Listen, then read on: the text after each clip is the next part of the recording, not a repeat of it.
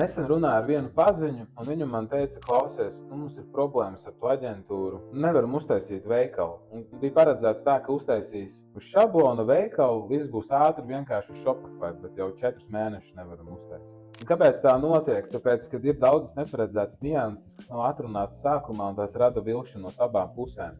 Tas, protams, notiek, kad aģentūra ir jaunāka, tad nav pieredzes un bieži, pieņemsim, nav atrunātas kaut kādas lietas. Es, protams, neteikšu, ka viss ir perfekti, vienmēr kaut kas var pietrūkt, bet ar laiku, ar pieredzi nāk izpratni un visi šie jautājumi tiek atrisināti sākumā.